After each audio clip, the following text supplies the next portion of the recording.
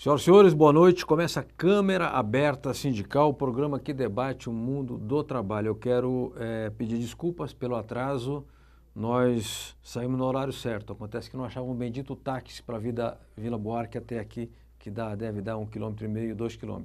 E aí atrasou muito em razão disso, em razão da chuva que caiu muito forte em Guarulhos, em São Paulo, em toda a grande São Paulo. O pessoal do interior, mais disciplinado, conseguiu chegar mais cedo do que nós aqui. Paciência, é que eu também vim de Guarulhos correndo e acabei me atrasando. Bom, nós vamos hoje, estamos recebendo dirigentes metalúrgicos ligados à CUT, mais precisamente à FEM, a Federação Estadual dos Metalúrgicos da CUT, categoria que inicia sua campanha salarial. Database é 1º de setembro. Geralmente são campanhas organizadas, campanhas com muita mobilização e campanhas com resultados efetivos para os trabalhadores. Também temos aqui um técnico do Diese, um economista, com quem nós vamos conversar no correr do programa. Bem, então nós temos aqui no estúdio hoje o Luiz Carlos da Silva Dias, que é secretário de formação da Federação do Sindicato dos Metalúrgicos da CUT, a FEM-CUT-SP, o Antônio Mário Monteiro, que é coordenador do Comitê Sindical da LG Eletrônicas de Taubaté, a quem eu agradeço muito a presença, e o Igor Pinheiro, técnico da subseção do Diese de Taubaté. Vou começar pela federação. Luiz Carlos, primeiro, muitíssimo obrigado pela sua presença. Em segundo lugar, queria saber se vocês consideram que o ambiente está propício para campanhas salariais. Bom, muito boa noite, muito obrigado pelo convite de poder participar aqui do programa e a gente espera ao longo dessa próxima hora poder contribuir com algumas informações. O ambiente ele é sempre de dificuldade para uma negociação e o que acontece esse ano não é diferente, né? Esse ano a gente tem uma questão que pesa bastante na negociação, que foi a alta da inflação, principalmente no início do ano, que deve levar o INPC até 31 de agosto em um valor um pouco mais alto, então é um cenário que acaba dificultando um pouco mais, mas não tão diferente do que aqueles que nós encontramos durante anos anteriores. Então acreditamos que é uma campanha difícil, porém parecida com as demais que nós já vivemos. Quantos trabalhadores a federação representa no estado de São Paulo? Hoje é algo em torno de 250 a 260 mil trabalhadores. E os sindicatos mais de maior peso ficam onde? Sorocaba, Taubaté? A base da FEM é composta por 14 sindicatos de metalúrgicos. Então, para não ser injusto com nenhum deles, nós temos lá na região noroeste do estado os sindicatos metalúrgicos de Monte Alto, Matão, Gavião Peixoto, Araraquara, São Carlos, mais ao centro do estado, Bauru. Temos aqui na região de Sorocaba, Cajamar, Salto, Itu, Sorocaba, o ABC Paulista, que é o maior sindicato da federação, Itaquaquecetuba, Taubaté e Pindamonhangaba. Por falar em ABC, eu quero aqui parabenizar um metalúrgico que governa hoje São Bernardo, Luiz Marinho, que ele preside o consórcio intermunicipal. E o Marinho teve a habilidade de baixar em 10 centavos o preço da tarifa do transporte coletivo ali daquela região. Eu fiz a soma, aquelas 7 cidades têm cerca de 2 milhões de habitantes. Se você considerar 500 mil viagens por dia durante 20 dias do mês e multiplicar por 10 centavos, é representativo. O economista aqui do Diese me desminta se eu estiver enganado aqui na minha conta. Não é apenas a redução do valor da passagem que é importante. É importante também o gesto, a simbologia do gesto, mostrando que é possível baixar tarifas públicas no Brasil, sim, e que as tarifas públicas, em regra, são altas, e que as tarifas privadas são absurdamente altas, a começar pela telefonia, que é escorchante no Brasil, e também então as de internet nem se fala, já é caso de polícia. Bom, eu queria falar agora com o Igor Pinheiro, que é técnico jovem, né? Técnico da subseção do Diese Taubaté. Ô Igor, o Luiz Carlos falou de um repique inflacionário, mas pelo que eu tenho lido, eu sou leigo, tá? Eu tenho a impressão que a inflação já começou a entrar numa curva de desaceleração, ou estou errado? Não, Tá certo. O pico inflacionário que teve foi basicamente no ano passado, final dos meses, de novembro e dezembro, e janeiro desse ano, que inclusive foi um dos maiores índices que teve numa série histórica de 10 anos, por aí, que bateu 0,86% a inflação. A partir daí, sistematicamente vem caindo a inflação, e se for levado em consideração alguns anos, como por exemplo 2011 e 2010, a gente consegue perceber que ela está inclusive abaixo desses 2 anos, no acumulado do ano. Partindo desse princípio, possivelmente, se continuar nessa trajetória, no final do ano a gente vai ter uma inflação controlada, abaixo de 6%. Você acha que dá para fechar abaixo de 6%? Dá. A previsão do Banco Central até agora está de 5,9% até dezembro. Tá. Bom, eu tenho na linha, eu vou chamar daqui a pouco, mas queria fazer um comentário aqui, porque o âncora vive dando opinião. A mídia é sempre, a grande mídia, quando eu digo a mídia, a grande imprensa estabelecida aí, que defende os grandes interesses, vive jogando contra e fazendo terrorismo com a inflação, né? E criando uma expectativa que aí ela se autoalimenta. Então é importante esse esclarecimento de um técnico do Diese, de que a inflação já entrou num período de refluxo. Isso é muito bom para nós brasileiros, sobretudo para nós que vivemos de salário.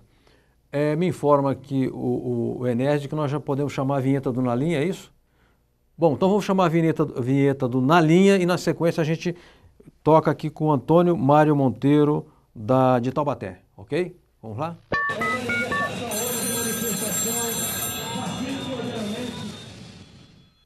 Bem, estamos aqui na linha com Wagner Gomes, que preside a CTB, e eu quero primeiro agradecer o Wagner por nos atender e já ir direto ao assunto, Wagner, que nós estamos correndo contra os segundos, porque eu considero que foi uma vitória as centrais sindicais terem conseguido empurrar para julho a votação do projeto de terceirização. O projeto do Sandro Mabel e o relatório do Arthur Maia querem legalizar o capitalismo selvagem no Brasil, num país onde a Constituição escreve que a propriedade tem função social. Então, me conte rapidamente como é que foram as articulações em Brasília e como ficará a luta contra a terceirização selvagem daqui para frente. Boa noite, Franzin. Nós, as centrais todas unificadas, nós procuramos o ministro do Trabalho, procuramos o ministro Gilberto, o ministro da Casa Civil, alguns parlamentares, para que a gente pudesse fazer uma negociação para evitar a aprovação desse projeto, que é um verdadeiro crime contra o trabalhador. E conseguimos adiar por 30 dias a votação. E agora nós estamos articulando uma reunião quadripartite, que a gente chama. Os trabalhadores, o governo, os empresários e as centrais sindicais, para ver como a gente pode resolver e melhorar esse projeto, porque se passar do jeito que vai ser um verdadeiro crime. Ô Wagner, agora se formou um grupo quadripartite. As discussões ocorrerão no âmbito daquela agenda com o governo federal ou será dentro do Congresso Nacional? Não, então, essa questão vai ser destacada na agenda, porque ela vai incluir o parlamento. Então, é parlamento, centrais sindicais, governo e empresários. Agora, a sua expectativa é boa? Você acha que a gente consegue segurar essa selvageria da terceirização? Nós vamos ter que mobilizar, porque não é possível a gente ter retroagir no tempo, porque é uma verdadeira volta ao tempo se esse projeto for passado. Então, o resultado vai depender também, Franzinho, da mobilização da sociedade, saber o que está ocorrendo, para a gente poder. A nossa expectativa, evidentemente, só pode ser positiva. Agora, vai ser uma batalha muito dura, porque é o paraíso para os maus empresários, esse projeto que está lá de terceirização. Wagner Gomes, eu quero agradecer muito a sua presença e desculpe de ser muito breve, é que nós chegamos atrasados hoje, vamos ter que correr aqui, acelerar o programa. Voltaremos a falar sobre terceirização e outros assuntos com o Wagner Gomes, presidente da CTB. Muito obrigado, um abraço. Obrigado. Obrigado, estou te assistindo aqui. Muito obrigado. Obrigado, Wagner. Obrigado, pessoal da CTB, Confederação dos Trabalhadores e Trabalhadoras do Brasil. Antônio Mário Monteiro, coordenador do Comitê Sindical da LG Eletrônicos de Taubaté. Você trabalha dentro da fábrica ou você é desligado para atuar no sindicato? Não. No nosso modelo de sindicato em Taubaté, eu atuo dentro da fábrica. Tá bom. Você é daquele núcleo de organização por local de trabalho, é isso? Isso, organização local de trabalho. E você está lá no chão da fábrica, vendo as coisas acontecerem, está otimista em relação à campanha salarial? Você acha que vai dar para obter aumento real ou vai ser ruim esse ano? Não diria que vai ser ruim, mas realmente o cenário, como na maioria dos anos, não é tão facilitador numa negociação dessa. O ano passado, inclusive, nós acabamos tendo que fechar acordos individuais por empresa, que não conseguimos avançar muito nas negociações entre a federação e o patronal. E se esse ano se repetir, para nós da LG está um pouco mais simples, porque a empresa vem crescendo, né, trazendo investimentos para o Brasil esse ano. Então, pela LG eu posso dizer que nós estamos num momento favorável. Agora, o Antônio Mário, a LG tem quantos funcionários hoje lá em Taubaté? Hoje em Taubaté está no total com cerca de 2.500 funcionários. Bastante, hein? Bastante gente. E ela gera muitos empregos indiretos ou não? Bastante empregos indiretos também. Eu li recentemente no jornal do sindicato, elas têm um jornal que quero mostrar depois, deixa eu localizar, que existe a possibilidade, não é a base de vocês, mas de crescer, de investimento na Volks de São José dos Campos, é isso? Não, São José dos Campos é a General Motors. Em Taubaté... A Volks cresceu lá em Taubaté, não cresceu foi? Em Taubaté. Hoje é a maior planta da Volkswagen ou não? Ela deve se tornar a maior planta da Volkswagen na América Latina nos próximos anos. Quer dizer que tem perspectiva de aumentar o número de empregos? Tem grande perspectiva nesse crescimento. Perfeito. Bom, eu queria mostrar aqui o Jornal dos Metalúrgicos, lá do sindicato do qual o companheiro faz parte. O Jornal Metalúrgico de Taubaté elege o CSS para a gestão 2013 e 2017. O que são? Esses são comitês? É Comitê Sindical de Empresa. Tá, e são delegados sindicais? Somos todos dirigentes sindicais. Tá. É um modelo diferenciado, né, da maioria dos modelos sindicais do país. Perfeito. Ricardo de Genópolis pergunta, eu passo aqui para o Luiz Carlos. Quais são os principais temas que compõem a pauta de reivindicações dos metalúrgicos da CUT este ano, data base de setembro? Tá, só antes de responder a pergunta do Ricardo de Genópolis, só lembrar aqui que a fábrica de Taubaté, a Volks de Taubaté, ela passa a ser a maior, em confirmando todos os investimentos, a maior produtora de veículos na América Latina, mas não vai ser a maior planta, né? Tanto em tamanho geográfico quanto em número de funcionários. São Bernardo do Campo ainda continua maior. Mas ela ganha porque ela tem alta tecnologia, então isso, a produção de veículos será maior. Tá. A produção deve alcançar 1.900 carros dias, enquanto... 1.900 carros? Dia. E em São Bernardo do Campo deve atingir 1.600 carros. Caramba, carro que não acaba mais, hein? Tá. Respondendo a pergunta do Ricardo, os principais eixos da campanha da FEM esse ano é que nós possamos fechar uma campanha salarial, tanto nas questões econômicas quanto também nas cláusulas sociais, uma convenção, um acordo que tem a duração de 2 anos. Então, uma das principais bandeiras nossas é tentar constituir um acordo que tenha a duração de 2 anos, que atenda os trabalhadores tanto em 2013 quanto em 2014. Tá. Uma outra pauta bastante discutida por nós foram em relação às questões sociais. Tá. Hoje a federação discute com alguns grupos patronais, eles se dividiram, então tem fundição, tem estamparia, tem setor de autopeça, eletroeletrônico. A ideia é que a gente consiga uniformizar todas as cláusulas sociais. Certo. Então você tem um grupo que tem um certo avanço em relação ao outro, a ideia é que a gente consiga uniformizar tudo isso, fazer com que aquela cláusula que a gente tenha de melhor num grupo seja realidade também para todos os outros grupos. Quer dizer, deu o mesmo padrão. Exatamente. Você acha que é factível, é possível? É possível. Tá. Nós entendemos que é possível, até Tá. porque também pensamos em avançar. Tá. Temos novas cláusulas, mas a ideia é que a gente consiga uniformizar.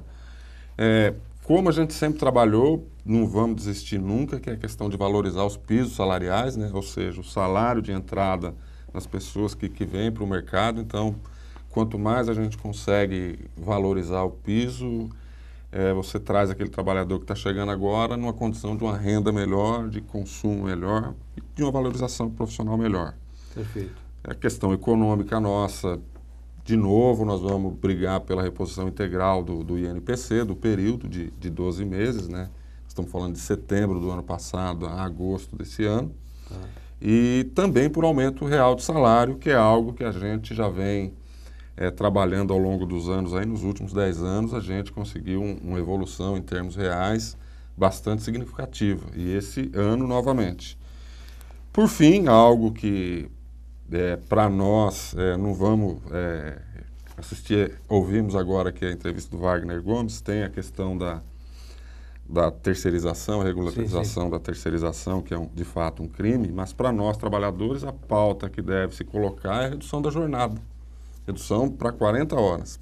E hoje vocês praticam que jornada? Hoje a jornada regular pela a nossa Constituição são de 44 horas. Mas na base, já tem 40 horas lá? Temos parte da base, tanto em Taubaté quanto no ABC Paulista e também em outras regiões do estado, onde se praticam 40 horas, algumas fábricas 42. Mas esse é um debate que a gente gostaria de estar fazendo, até por conta do ganho de produtividade que as empresas tiveram ao longo dos anos e não querem discutir essa redução da jornada. Perfeito. Olha, o Nildo Nogueira, que é dirigente sindical habitué aqui do programa, nosso amigo, e dirigente sindical comerciário, inclusive, ele faz um comentário, né?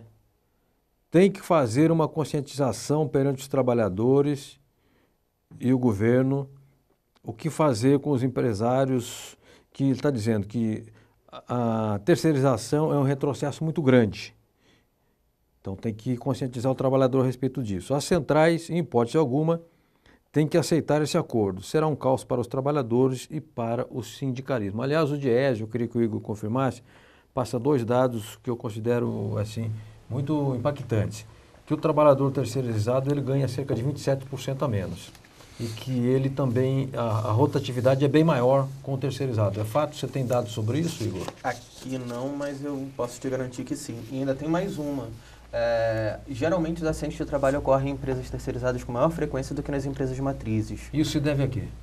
Falta de fiscalização por parte do governo federal, delegacia, além do que quando você terceiriza um setor, um segmento, a ideia é tirar também uma grande quantidade de lucro dali, né? Sim. Aí o que acontece? No final das contas, eles acabam rebaixando algumas coisas, como equipamento de segurança, rebaixa os salários para conseguir tirar maior lucratividade desses lugares, e por aí vai. E também outra coisa, o terceirizado nem sempre tem um sindicato que o representa. Acontece algumas vezes isso. Por exemplo, em algumas bases, as pessoas, por exemplo, que trabalham em restaurantes terceirizados dentro de planta não têm acesso à negociação que é feita, por exemplo, nas indústrias em si, onde eles trabalham também. A própria negociação coletiva do local exclui esses trabalhadores terceirizados. Okay. Não é o caso da questão, pelo menos aqui de São Paulo. Muitos deles terceirizados acabam entrando. Pelo menos nas indústrias metalúrgicas. Porém, se você for pegar a nível nacional, colocando indústria de alimentos, construção civil, é bem degradante, inclusive, em alguns casos de trabalho. Muito bem. Essa dos acidentes eu não sabia, eu não me lembrava, mas é mais um elemento contra essa terceirização, que é o que eu estou chamando o projeto aí do Sandro Mabel, que é um grande empresário, ex-empresário, que agora, ao que consta, ele só explora o nome da marca Mabel, não trabalha mais, né? Não está mais ligado ao setor produtivo. E do deputado do Amazonas, o Arthur Maia, né? Eles querem legalizar o capitalismo selvagem, dar uma fachada legal àquilo que é selvageria. E ontem um dirigente sindical falou carnificina, porque realmente é muito ruim para os trabalhadores. O Ernesto da Vila Mariana, ele tem aqui uma pergunta, na verdade uma consideração que eu vou passar aqui para o Antônio Mário Monteiro, de Taubaté.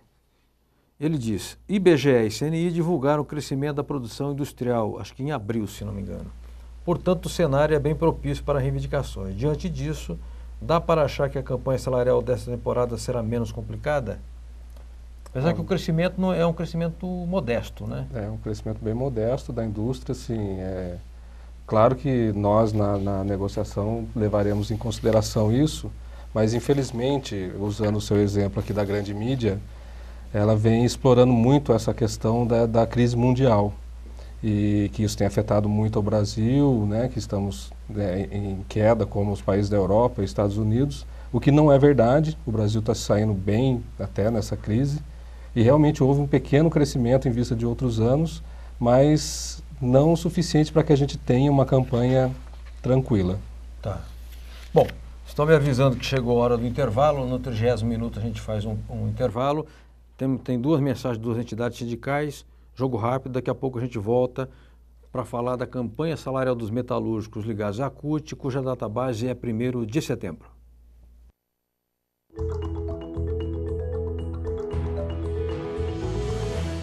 Olá, profissional de beleza. Meu nome é Maria dos Anjos Mesquita Elmécia. Eu sou presidente do Sindibeleza, sindicato que representa você, profissional de beleza, cabeleireiro, manicure, esteticista, depilador e maquilador.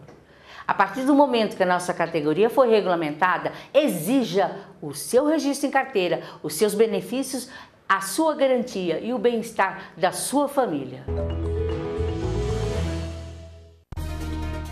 A FEComerciários, formada por 68 sindicatos filiados no estado de São Paulo, representando 2,5 milhões de comerciários, apresenta Momento FEComerciários.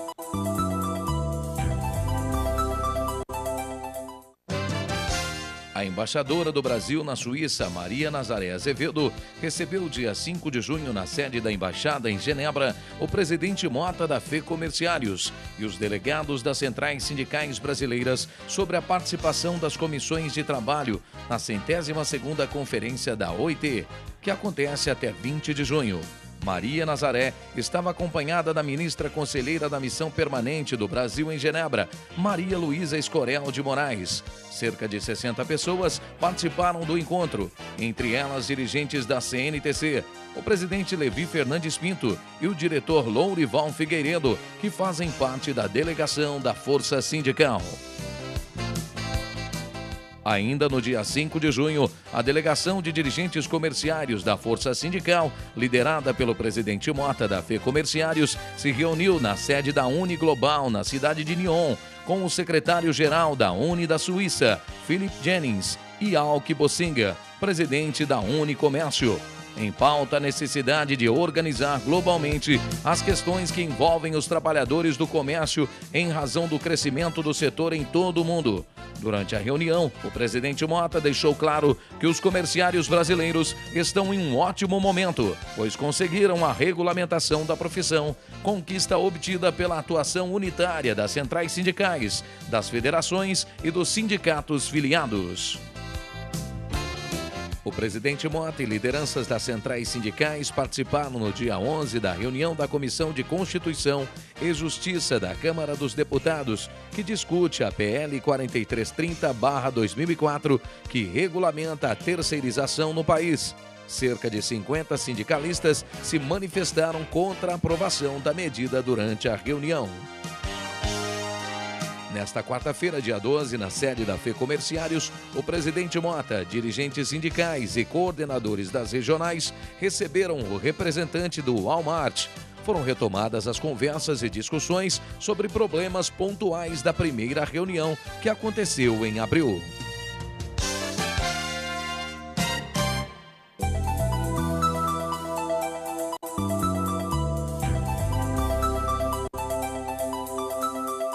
Bom, eu queria voltar aqui para falar da campanha salarial dos metalúrgicos da CUT, cuja database é 1º de setembro. Estamos aqui com o Luiz Carlos da Silva Dias, secretário de formação da Federação dos Metalúrgicos da CUT, a FEMCUT, o Antônio Monteiro, que é da LG Eletrônicos de Taubaté e do sindicato presidido pelo Isaac, né? Bom dirigente, eu gosto do Isaac, um jovem dirigente que toda vez que vem aqui tem uma boa participação no programa, e também com o Igor Pinheiro, que é técnico do DIEESE de Taubaté. Ô Igor, tem um telespectador nosso que também tem cadeira cativa, que é o Jaime do Bonfilholi. E o Jaime só faz pergunta difícil, então vou passar para você responder. Beleza. Tá? Ele pergunta o seguinte: as pessoas físicas ou jurídicas que contraíram dívidas em dólar já podem começar a se preocupar? Ou seja, o dólar vai dar uma subida, tá no script, ou deve dar uma estabilizada proximamente? Olha, Eu economista... tenho que consultar o oráculo dos Era Delfos. isso que eu ia falar. Os economistas, apesar de tentarem bastante, principalmente do mainstream, a gente não tem bola de cristal. Tá. Eu posso dizer mais ou menos as conjunturas que estão levando a essa crescente do dólar, que é, primeiro, a desvalorização da moeda americana, quer dizer, uma tentativa de desvalorização da moeda americana, principalmente muito voltada por causa da reclamação dos industriais, dizendo que aqui está muito valorizado, etc.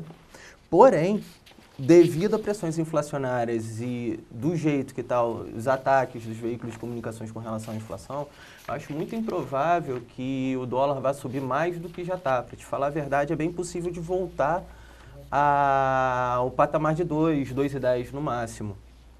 O que vai se manter estável com relação ao ano passado, não provocando essa preocupação do telespectador. Entretanto, isso vai depender das conjunturas. Por exemplo, eu não sei como que vai ficar a questão do dólar, principalmente por causa da política americana de desvalorização do próprio dólar que eles estão tentando fazer, o que valorizaria o real de qualquer forma aqui. E como que vai ficar a preocupação do Banco Central, principalmente com relação a uma inflação de custos que poderá vir com a desvalorização do real. Correto. Finalizando, é bem provável de que não tenha muitos choques intensos na questão do câmbio, pelo menos até o final do ano, mais variações corriqueiras. Se a dívida for de longo prazo, para ficar tranquilo, que eu acho que não vai ter muito problema. Perfeito. Eu até entendo que uma empresa contraia dívida em dólares, mas não cabe na minha cabeça que uma pessoa física vá contrair dívidas em dólar, né? É uma questão de prudência. É uma moeda que flutua muito e está ao sabor da especulação, né? Ataque especulativo, nós já vimos uns 20 nesses últimos 10 ou 15 anos. De modo que a prudência recomenda que é melhor você, se tiver que se endividar, melhor que não se divide. Faça na moeda do seu país, que você tem mais controle sobre o seu orçamento. Bom, eu queria mostrar aqui um Jornal da Força Sindical, que é sobre uma questão que será abordada aqui no Câmara Aberta Sindical, se não me engano, dia 26 de junho. Nós vamos chamar o povo da Força aqui com economistas do DIEESE para falar sobre essas perdas que ocorreram no Fundo de Garantia. O DIEESE, inclusive, fez um levantamento com a seriedade que lhe é peculiar e, de fato, há um rombo no Fundo de Garantia e se o Estado deve aos trabalhadores, o Estado tem que pagar a sua dívida, porque essa dívida vem se acumulando em função de mudanças que ocorreram na lei, por uma série de outros fatores, e aí a gente não vai colocar isso em discussão hoje, mas vamos colocar no próximo programa. E por falar em força sindical, eu estive hoje com José Pereira dos Santos, que preside o Sindicato dos Metalúrgicos de Guarulhos Região, e quero anunciar aqui em primeira mão a tese que o Pereira está defendendo, que levará para o Congresso da Força. Geralmente os congressos sindicais, eles são muito focados nas questões da própria agenda sindical, né? Ou de estrutura sindical, de organização interna das entidades, ou de, digamos, questões pontuais que a central sindical quer tocar nos próximos meses ou nos próximos anos. E o Pereira disse o seguinte: eu gostaria de produzir um documento, a razão pela qual nós conversamos, junto com mais 2 pessoas lá da assessoria da entidade, que chame a central sindical para a responsabilidade de tocar as questões sociais. Que a central sindical incorpore na sua agenda questões como, efetivamente, educação, saúde, transporte, saneamento básico e habitação. Por quê? Porque há recursos públicos de grande monta no mundo inteiro, no Brasil também. Esses recursos eles são muito disputados. E os setores que não se organizam para disputar esses recursos, eles ficam alijados e pegam só as migalhas. Os setores hegemônicos organizados vão lá e pegam a maior fatia do bolo para eles. Então o sindicato vai, luta numa fábrica, conquista uma PLR boa, um aumento do salário real de salário, só que no bairro onde o trabalhador mora não tem segurança, não tem saneamento básico, não tem iluminação,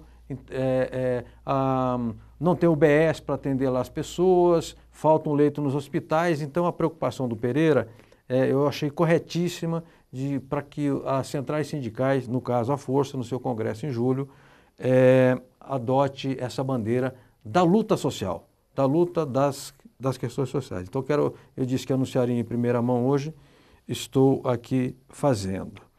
Eu queria agora sair um pouco do foco da campanha salarial, estou olhando aqui em cima porque tem um relógio, para falar um pouco, ouvir de todos os presentes a respeito de uma medida anunciada pela presidente Dilma hoje, que é a concessão de uma farta linha de crédito para mobiliar e equipar residências do programa Minha Casa Minha Vida. Todo mundo sabe que o programa Minha Casa Minha Vida tem a possibilidade aí de construir 1 milhão, 2 milhões, 2 milhões e meio de residências. Bom, e a pessoa vai morar e vai ter o que dentro de casa? Tem que ter cama, tem que ter geladeira, tem que ter fogão, tem que ter eletrodomésticos e bens. Então quero começar aqui pelo Luiz Carlos, se ele acompanhou esse lançamento e se isso tem algum rebatimento positivo na base metalúrgica representada pela CUT. Não só na base metalúrgica representada pela CUT, mas em todas as regiões onde o Bolsa, Minha Casa Minha Vida, se instalou.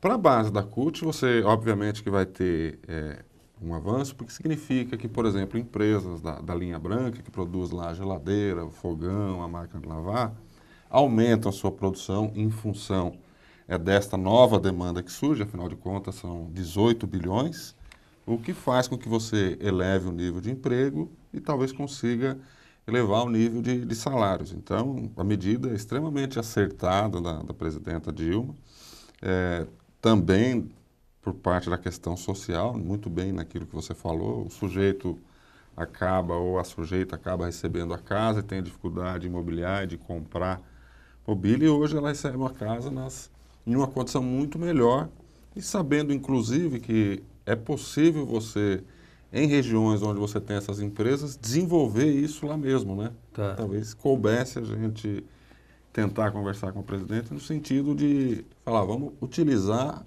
a cadeia produtiva aí da região para incrementar essas casas também. Perfeito. Isso faria uma melhora para todas as regiões. Igor Pinheiro, do DIEESE, da subseção do DIEESE no Sindicato Metalúrgico de Taubaté. Como é que você avalia? Você acha que terá um impacto positivo na economia ou é uma medida que ela cria assim, uma expectativa na hora e depois ela não pega no breu? Olha, eu vou pensar nisso por um outro ponto de vista. O governo da Dilma está fazendo isso e isso muito bem, diga-se de passagem, que é mais ou menos uma queda de braço com o setor financeiro. Tá. Através dos bancos públicos do Brasil, acabou-se por reduzir a taxa básica de juros, quer dizer, a taxa de juros cobrada para os empréstimos de pessoas físicas, com Lula já tinham consignado, que é uma forma de reduzir o lucro dos bancos, que inclusive continuam exorbitantes e foram exorbitantes mesmo em tempos de crise. O que acontece com essa medida? Quando você começa a subsidiar também para a população mais baixa os juros cobrados pelo empréstimo do Minha Casa Minha Vida, força os bancos privados que não fazem parte desses programas, já que são basicamente o Banco do Nordeste, se não me falha a memória, a Caixa Econômica e o Banco do Brasil que o fazem, forçam também esses outros bancos, os bancos privados, a reduzir o spread bancário existente, quer dizer, a taxa de juros que cobra-se por empréstimos de curto e médio prazo, para se adequar ao mercado, ou seja, acaba reduzindo a lucratividade dos bancos, reduz-se a taxa de juros cobrados, o que por natureza aumenta o produto e produção, se for nacional, e o emprego também no Brasil. Agora o que me chamou a atenção foi a taxa de juros, 5% ao ano, não é isso? Nesse programa que foi lançado hoje, é 5% ao ano. O cheque no cartão de crédito, no cheque especial, está quase 7% ao mês. E a taxa média do cheque especial, eu não desejo que caia no cheque especial nem o meu pior inimigo, é de 150% ao ano. Portanto, é uma taxa de juros 30 vezes menor do que a taxa cobrada pelos bancos. Você vê como essa gente escorcha, como essa gente vai na nossa jugular com esses juros absurdos que são praticados. A LG, Antônio Mário Monteiro, ela fabrica aparelhos de TV. Também. E ela, eu creio que ela fabrique outros bens que vão dentro da nossa casa. A fábrica onde você trabalha, será beneficiada por esse pacote anunciado pelo governo hoje? Será sim. Porque nós, em Taubaté, nós produzimos celulares, monitores, notebooks, e o produto mais recente que nós recebemos na planta de Taubaté foi a linha de máquina de lavar, que inclusive está em franco crescimento, né, a empresa investindo muito. Hoje nós, até o ano passado, nós apenas montávamos as máquinas aqui, mas a partir desse ano nós vamos realmente produzir as máquinas em Taubaté. E com essa medida que a presidenta Dilma adotou, nos facilita, porque infelizmente a linha que nós produzimos lá é uma linha top de linha de máquinas de lavar, muito cara, para o público classe A mesmo. Certo. E essa medida está incentivando a LG a trazer para cá um produto mais popular, onde ela possa concorrer melhor no mercado. E isso para nós, na fábrica, sem dúvida nenhuma, é uma coisa muito positiva. Mas ela vai fabricar ou vai montar? Vai fabricar.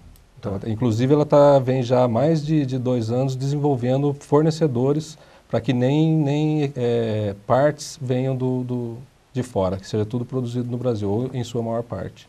Perfeito. O programa ao vivo é bacana por causa disso, né?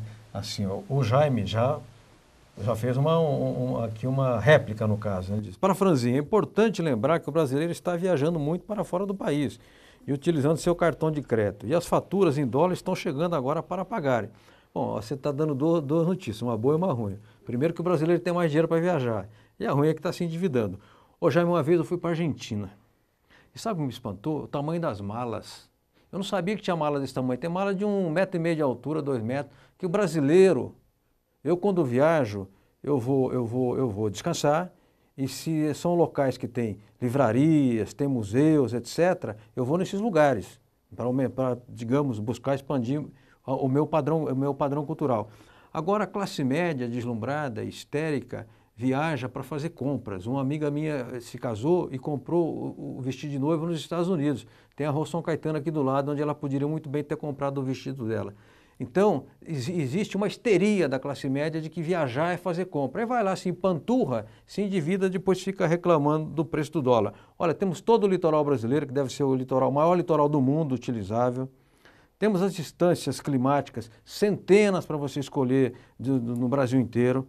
Você tem as cidades históricas de Minas, de Goiás, Goiás Velha, etc., que você pode viajar. E você tem um turismo rural. Aqui você sai a 100 quilômetros de São Paulo, você tem Itatiba, você tem Morungaba, você tem Itu, você tem uma série de locais que tem turismo rural. É barato, extremamente agradável e você não se endivida em cartão de crédito, que nesses locais às vezes nem maquininha de cartão tem. Diga aí, Igor. Nesse caso de dívidas com relação a compras fora, pode-se ter uma volatilidade maior, inclusive, do que uma dívida comum que você contrai um empréstimo. Por quê, hein? Porque, assim como qualquer outra commodity, o câmbio também é. Ele está sujeito às ações de mercado, tanto para o bom quanto para o ruim. E, nesse caso, o ruim é a volatilidade. Por exemplo, a gente tem o dólar agora fechando a 2,15, o que, dependendo da compra, pode significar um aumento muito grande da dívida.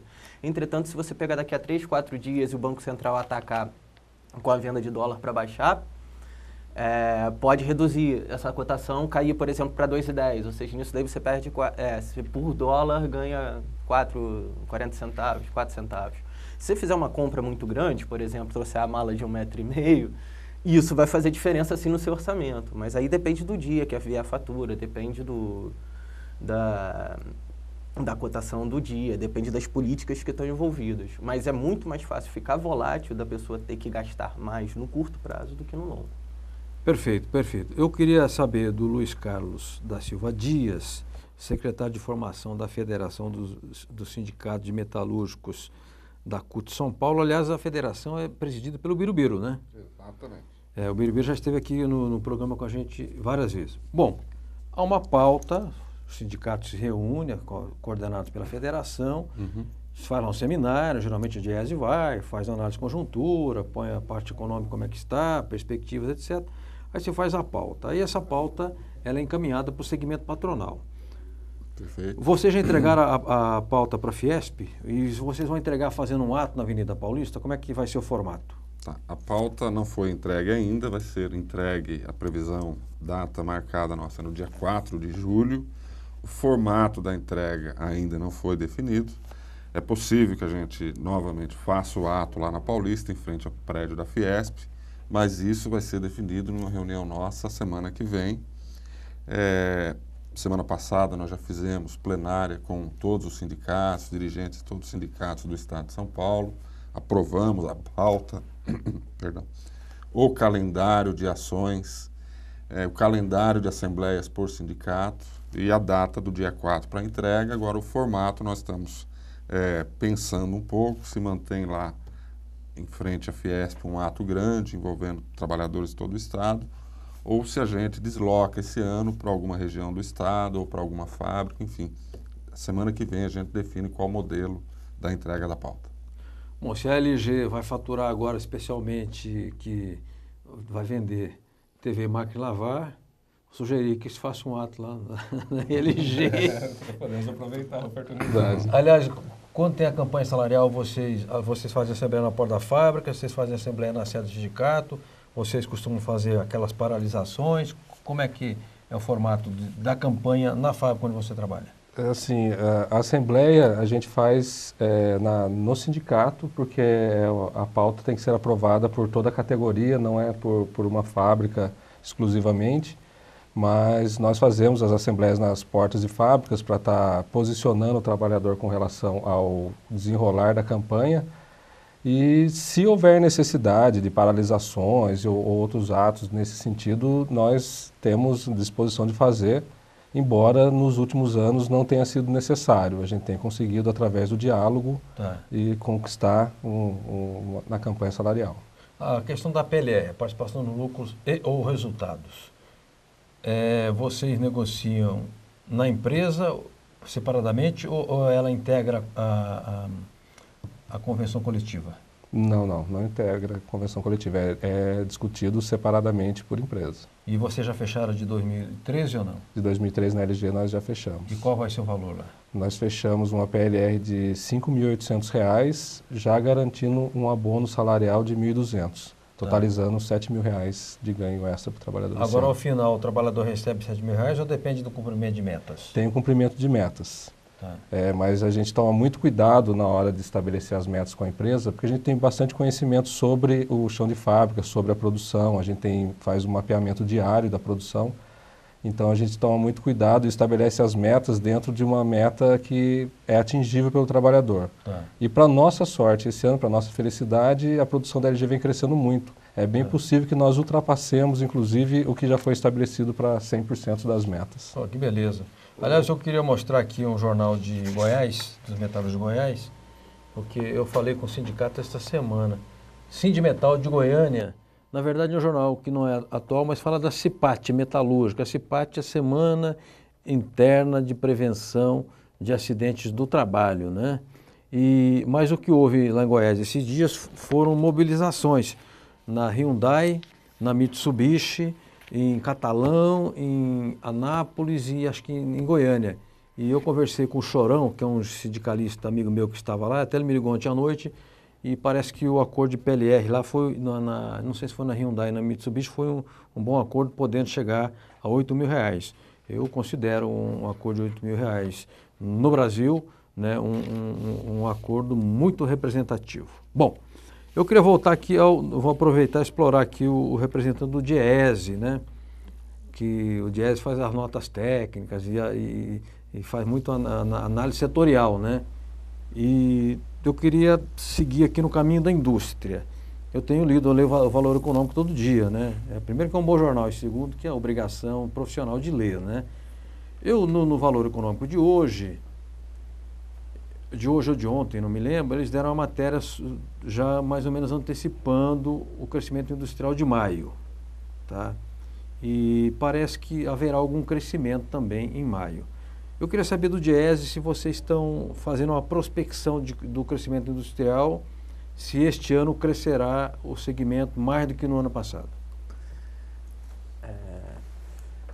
O Diese não trabalha muito com projeções, nesse caso. Certo. Então, com relação à indústria, a gente não chega a fazer modelos, rodar, etc. Como faz as consultorias, Como fazem né? as consultorias. Principalmente porque isso daí é meio bola de cristal. Tá. Tem que haver um amplo debate metodológico sobre as questões de variáveis que entram no modelo, etc.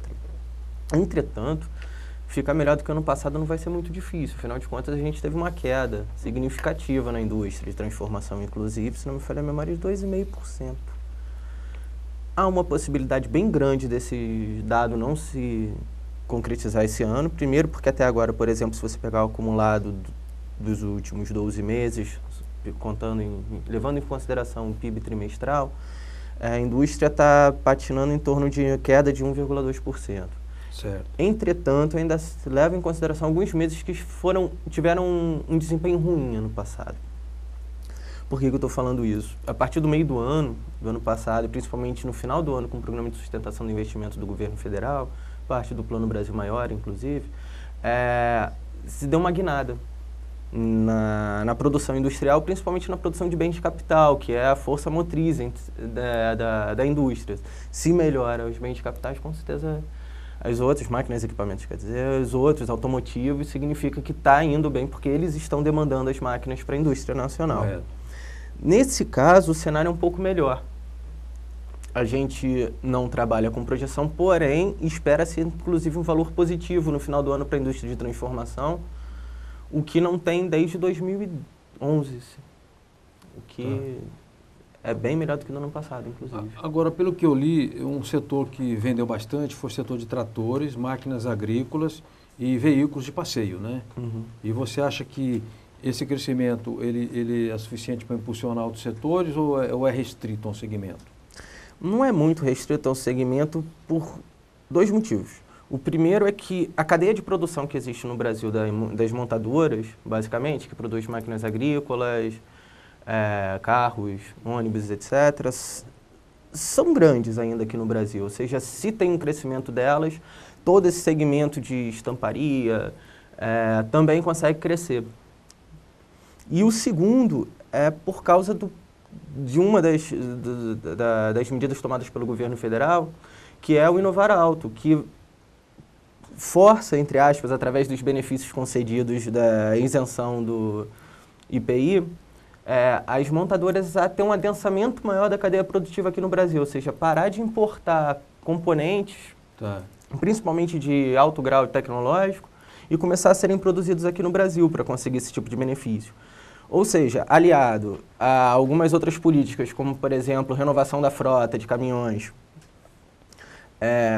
e até mesmo o crescimento econômico da venda de carros, etc., que cresce conforme a renda está sendo distribuída nesse processo, acaba que não vai ser só beneficiado o setor das montadoras, e sim uma grande parte do segmento metalúrgico. Perfeito. Olha, eu falei hoje com um dirigente sindical que trabalha na Camis Motores, em Guarulhos, que é uma multinacional grande que fabrica motores pesados. E eu perguntei, como é que está lá? Porque é sempre a preocupação, né? Está contratando, não está contratando? E ele disse, olha, até fiquei de apurar esse dado depois com ele para a gente divulgar, porque vamos divulgar notícia boa, porque notícia ruim a grande mídia ela divulga em manchetes e com grande estardalhaço. E o Sarderberg tem verdadeiros orgasmos quando há um fato negativo na economia brasileira. É um sadismo, é um negócio impressionante. E ele me disse, olha, inclusive teve demissões lá, fez uma greve, depois a empresa decaiu um pouco. Ele disse, e nós firmamos um acordo que tinha um item que dizia o seguinte, na eventualidade de recontratações, serão recontratados os trabalhadores que já faziam parte da empresa. E ele me informou que alguns trabalhadores já estão sendo recontratados, o que é um fato realmente muito alentador, muito positivo. Luiz Carlos da Silva Dias, da Federação.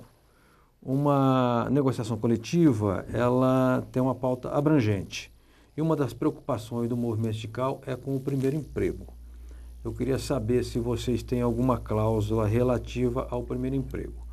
Não havendo uma cláusula nesse sentido, e tendo em vista que é outra preocupação forte do sindicalismo a questão da qualificação profissional, se vocês contemplam essas duas demandas na negociação coletiva e também na convenção. Tá. Antes só de tratar o que você me pergunta, Você questionou, Antônio, a questão da PLR. A pauta da federação trata também a questão da PLR. Porém, diz o seguinte, que as empresas são obrigadas a negociar em PLR. Porque, infelizmente, nós temos empresários aqui ainda no Brasil que não negociam, são contrários a esse tipo de negociação, então a gente tem que garantir em convenção que haja essa negociação. Em relação ao primeiro emprego, nós não tratamos como primeiro emprego, nós tratamos como jovem. Então, se a gente pegar a pauta de reivindicações da FEM esse ano, existem lá uma série de cláusulas que tratam da questão da juventude, da formação profissional, do serviço militar também, que é uma obrigação de todo jovem aqui, que trata também essa questão. Nós temos colocado em alguns grupos de negociação, fazendo com que as empresas deem atenção a este segmento de contratação de entrada, bem como também de mulheres. A gente, no setor metalúrgico, hoje no estado de São Paulo, a base da FEM tem algo em torno de 17% de mulheres. Correto.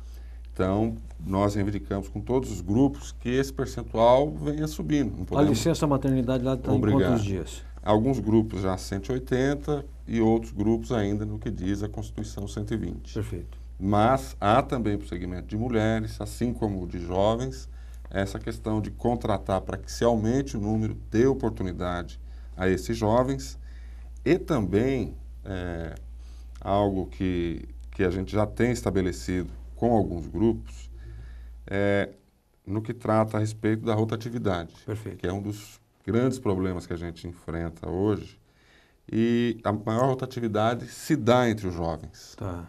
Então, a partir de agora, a gente começa a discutir também, primeiro, reduzir a rotatividade, que é um mal terrível para o trabalhador, principalmente em relação aos jovens, que é para a gente poder manter esse jovem no mercado de trabalho, ele adquirir a experiência necessária, que às vezes ele é cobrada indevidamente. Correto. Olha, eu quero dizer que o programa chegou ao fim, né?